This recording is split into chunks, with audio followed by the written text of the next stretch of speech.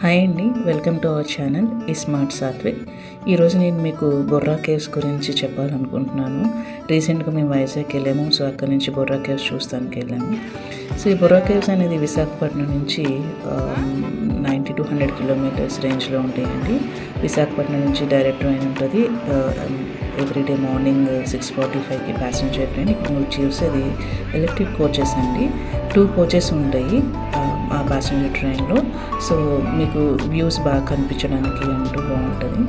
So 6:45కి train start అవుతుంది Visakhapatnam to Kirandul అని. ఆ ప్యాసింజర్ ట్రైన్ తీసుకొని మీరు రిజర్వ్ చేసుకోవచ్చు, లేదంటే ట్రైన్లో కూడా టికెట్స్ తీసుకోవచ్చు. సో ఈ జర్నీ విశాఖపట్నం నుంచి బొర్రా గుహలు వెళ్ళడానికి మినిమం అయితే 3 గంటలు పడుతుందండి. ఎందుకంటే ఇది ప్యాసింజర్ ట్రైన్ ప్లస్ అందులోనూ ఇది మొత్తం మౌంటైన్స్ మీద నుంచే జర్నీ అవుతుంది కాబట్టి కొంచెం 3 గంటల టైం అయితే పడుతుంది. But throughout the journey మీరు ఎక్కడ అయితే బోర్ ఫీల్ అవ్వరు. ఎందుకంటే ఇందులో మీరు ఆల్మోస్ట్ 30+ టనల్స్ క్రాస్ అవుతారు. Plus there are lot of bridges ఉన్నాయి, మౌంటైన్స్ ఉన్నాయి. జర్నీ మొత్తం చాలా సీనిక్గా ఉంటుందండి. మేము మా బాబు అయితే చాలా బాగా ఎంజాయ్ చేసాము. సో ఇవి విశాఖపట్నం నుంచి బొర్రాగోల్ వెళ్ళే దారిలో మొత్తము ఇట్లాంటివి 30+ టనల్స్ అయితే ఉన్నాయి. ఇక్కడ వచ్చినప్పుడల్లా ప్రతి ఒక్కరు ట్రైన్లో చాలా ఎక్సైట్ అయితే అయ్యారు. అందుకని ఆ టన్నెల్ నుంచి పాస్ అవ్వటము, ఆ టన్నెల్ నుంచి పాస్ అయిన ప్రతిసారి మీకు మంచి వ్యూ అయితే కనిపిస్తుంది. మీరు ఒకటి మాత్రం గుర్తుంచుకోండి, మీరు కనుక ట్రైన్ జర్నీ చేస్తున్నట్లయితే ట్రైన్ మూవ్ అయ్యే డైరెక్షన్ ఉంటుంది కదా, ఆ మూవ్ అయ్యే డైరెక్షన్లో రైట్ సైడ్ మాత్రమే కూర్చోండి. ఎందుకంటే రైట్ సైడ్లోనే మనకి ఈస్ట్ కోస్ట్ ఘాట్స్, మౌంటైన్స్ కానీ సీనిక్ వ్యూస్ కానీ అన్నీ కూడా మీకు రైట్ సైడ్లోనే కవర్ అవుతాయి. లెఫ్ట్ సైడ్ మీకు అంత మంచిగా అనిపించలేదు. సో చాలామంది మీరు ట్రైన్లో వెళ్ళినట్టయితే ఆ రైట్ సైడ్ సీట్ కోసము చాలా ట్రై చేస్తూ ఉంటారు. రిజర్వేషన్ చేసుకున్నాం కాబట్టి మాకు ఒక సీట్ అటు వచ్చింది, ఒక సీట్ లెఫ్ట్ సైడ్ వచ్చింది. సో మా బాబు రైట్ సైడ్ కూర్చొని వ్యూ అంతా ఎంజాయ్ చేశాడనమాట. సో ఇక్కడ ఈ జర్నీ అయితే చాలా ఆహ్లాదకరంగా, ఆనందంగా మౌంటైన్స్ నుంచి, టనల్స్ నుంచి, బ్రిడ్జెస్ మీద నుంచి వెళ్తూ ఉంటుంది ట్రైన్. సో నాకైతే చాలా ఎక్సైటింగ్ అనిపించింది. మా బాబు కూడా చాలా ఎక్సైట్ ఫీల్ అయ్యాడు. ఇక్కడ విశాఖపట్నం నుంచి బయలుదేరినప్పుడు కొన్ని చిన్న చిన్న స్టేషన్స్ ఉన్నాయి. విశాఖపట్నం నుంచి బొర్రా గుహలు వెళ్ళడానికి మధ్యలో మీకు 8 ట్రైన్ స్టేషన్స్ అయితే ఉంటాయి. ఇక్కడ చూడండి ఎంత బాగుందో ఈ వ్యూ అయితే. So train front side and back side 2 కనిపిస్తున్నాయి. అటు సైడ్ ఏమో మౌంటైన్స్. సో మీకు ఇట్లాంటివి చాలా కనిపిస్తాయి. ఆ 3 గంటల జర్నీలో మీరు చాలా చూస్తారు ఇట్లాంటి సీనిక్ వ్యూస్ అనేవి. మేమైతే బాగా ఎంజాయ్ చేసాము. బై రోడ్ కూడా వెళ్ళొచ్చు. బై రోడ్ మేబీ మీకు 70 కిలోమీటర్స్ వెళ్ళి వస్తాయి. బట్ ఈ మౌంటైన్ హై వ్యూ అన్నది మీరు బై రోడ్ వెళ్తే మాత్రం మిస్ అవుతారు. సో మీకు కుదిరితే కానీ ట్రైన్ జర్నీ తీసుకోవడానికి ట్రై చేయండి. ఈ వ్యూ చూడండి ఎంత బాగుందో. ఇవన్నీ ఈస్ట్ కోస్ట్ ఘాట్స్ అంటారు ఈ మౌంటైన్స్ రేంజ్ని. సో అనంతగిరి హిల్ రేంజ్ అనమాట. ఈ ట్రైన్ అరకులో కూడా అవుతుంది. చిమిడిపల్లి అండి, ఇది బొర్రా గుహలకు ముందు వచ్చే స్టేషన్. ఇక్కడ కొన్ని మంకీస్ అయితే మీరు చూస్తున్నారు కదా. మా బాబు వాటికి స్నాక్స్ వేయడానికి పిలుస్తున్నాడు, ఏదో చిప్స్ వేస్తున్నానికి, లేకపోతే ఏదైనా బనానా పెట్టడానికి చూస్తున్నారు. సో చిమిడిపల్లి నుంచి ట్రైన్ స్టార్ట్ అయిన తర్వాత కొన్ని 5 to 10 మినిట్స్లోనే నెక్స్ట్ బొర్రా గుహలు అనే స్టేషన్ వస్తుంది. మీరు అక్కడ దిగి బొర్రా గుహలకు వెళ్ళటమేనండి. ఈ జర్నీ అయితే మేము చాలా బాగా ఎంజాయ్ చేసాము. తప్పకుండా ట్రైన్ జర్నీ తీసుకోవడానికి ట్రై చేయండి. ఇందులో 2 ఎలక్ట్రిక్ బోగీస్ కూడా ఉన్నాయి, విస్టా డోమ్ అని. అందులో నుంచి అయితే మీకు వ్యూ ఇంకా బాగుంటుంది జనరల్ దానికంటే. ట్రై చేయండి దానికోసం. అవి లాస్ట్లో అటాచ్ చేస్తారు ఈ ట్రైన్కి. మాకైతే దొరకలేదు కాబట్టి మేము జనరల్లోనే వెళ్ళామండి. త్రూ అవుట్ జర్నీ ఇట్లాంటి మౌంటైన్ వ్యూస్ మీకు చాలా అంటే చాలా కనిపిస్తాయి. మధ్యలో మంకీస్, ఆ రైలు వర్క్ చేసేవాళ్ళు, హిల్లు. ఫైనల్లీ బొర్రా గుహలకు రీచ్ అయ్యామండి. బొర్రా కేవ్స్, వీటిని బొర్రా కేవ్స్ అని కూడా అంటారు.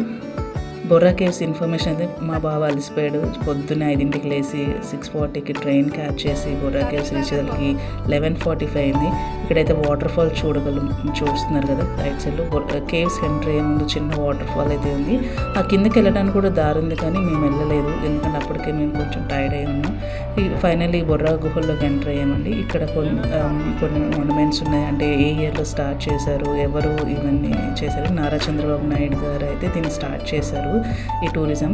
ఇక్కడ ఒక పైనుంచి హోల్ అయితే కనిపిస్తుంది. కేవ్స్ నిండా కూడా మీకు కలర్ఫుల్ లైట్స్ అయితే అరేంజ్ చేశారు. కొన్ని ప్లేసెస్లో చీకటిగా ఉంది, కానీ బట్ ఎక్కడైతే మెయిన్ టూరిస్ట్ అట్రాక్షన్స్ ఉన్నాయి ఈ కేవ్స్లో అక్కడంతా కూడా మీకు లైట్స్ అరేంజ్ చేయడం జరిగింది. మా హస్బెండ్ చూపిండి వెళ్తున్నా చూడండి. ఈ కేవ్స్కి లోపలికి వెళ్ళడానికి ఒక చిన్న ఇన్ అండ్ అవుట్కి ఒక చిన్న వే మాత్రమే ఉంది. మీరు చూస్తే ఇందులో నుంచే వెళ్ళాలి, మళ్ళీ రిటర్న్ వచ్చేటప్పుడు మనం అందులో నుంచి వెనక్కి రావాలన్నమాట. జనాలు అందరూ క్యూలో నుంచున్నారు అటు నుంచి ఇటు నుంచి అటు వెళ్ళడానికి. ఈ బొర్రా కేవ్స్ అనేవి చూడండి, ఇది ఎంత బాగుండిందో. ఇవన్నీ వాటర్ పడడం, ఇవన్నీ లైమ్ స్టోన్ అండి. ఇందులోంచి వాటర్ పడటం వల్ల ఇవి డిఫరెంట్ షేప్స్గా ఫామ్ అయినాయి. ఇందులో శివపార్వతి, గణేష, లేకపోతే ఇంకో కొన్ని పేర్లు అయితే ఇచ్చారు కానీ based on the shapes. But ప్రతి ఒక్క కూడా చూస్తాం చాలా ఆహ్లాదకరంగా ఉంది. ఈ లోపలంతా కూడా కలర్ఫుల్ లైట్స్ అరేంజ్ చేయడం వల్ల కొన్నిసార్లు ఆ లైట్ దాని మీద పడినప్పుడు చాలా బాగా అనిపిస్తుంది. ఇది చూడండి, రెడ్ లైట్, గ్రీన్, బ్లూ, ఇలా చాలా రకాల లైట్స్ అరేంజ్ చేశారు వాళ్ళు లోపల చూస్తానికి. సో చీకటిగా ఉంటుంది కానీ మనము ఒక్కొక్కసారి ఫోన్ లైట్ వేసుకోవాలి. ఇది చూడండి, ఇదైతే one of the main attraction Borra కేవ్స్లో. లోపలికి వెళ్ళిన తర్వాత చూస్తానికి చాలా బాగుంది. ఇది 1807 సంవత్సరంలో విలియం జార్జ్ అనే జియాలజిస్ట్ కనుగొన్నారంటండి. బట్ ఇవి ఇక్కడ వాళ్ళు కొన్ని ఆనవాళ్ళు అయితే లభించినాయంట. 30 నుంచి 50 సంవత్సరాల ముందు కొంతమంది ఇక్కడ నివసించే వాళ్ళని వాళ్ళకి కొన్ని ఆనవాళ్ళు అయితే దొరికినాయి. కానీ 1807 సంవత్సరంలో మాత్రము విలియం జార్జ్ అనే అతను వీటిని కనిపెట్టాడంట. దాని కనిపెట్టిన కాడి నుంచి ఇక్కడ ఒక చిన్న స్టోరీ కూడా ఉంది. పైన కొంచెం ఈ కేవ్స్ లోపలికి వెళ్తే శివలింగం ఆకారంలో చిన్న టెంపుల్, దానికి ట్రైబల్స్ లోకల్ వాళ్ళు చెప్పిన చిన్న స్టోరీ అయితే ఉంది. నేను అది చివరిలో మీకు చూపించేటప్పుడు చెప్తాను. బట్ ఇట్లాంటి అట్రాక్షన్స్ అయితే లోపల మినిమం 10-15 ఉన్నాయి. చాలా బాగున్నాయి. అందరూ కూడా చాలా ఎక్సైట్మెంట్ ఫీల్ అవుతారు వీటిని చూసి. మా బాబు అయితే వీటిని చూసి చాలా ఎక్సైట్మెంట్ ఫీల్ అయ్యాడు. ఎందుకంటే మేము ఇందులో లయన్ డెన్ అని చెప్పాము. సో వాడు లయన్ కోసం వెతుకుతూ కుక్కలంతా తిరిగేశాడు. లోపల కొంచెం చల్లగానే ఉంది. మేము వెళ్ళింది ఫిబ్రవరి మంత్లో కాబట్టి అంత సఫకేటింగ్గా ఏం లేదు.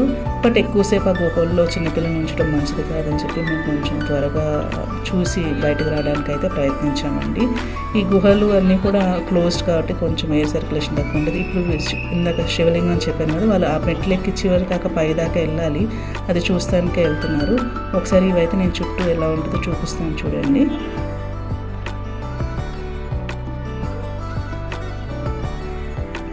ఈ పైన చివరిని కనిపిస్తుంది కానీ ఆ పైదాకా స్టెప్స్ ఎక్కెళ్తే అక్కడ ఒక శివలింగము, ఒక చిన్న పూజారిలా కూర్చొని ఉన్నారు.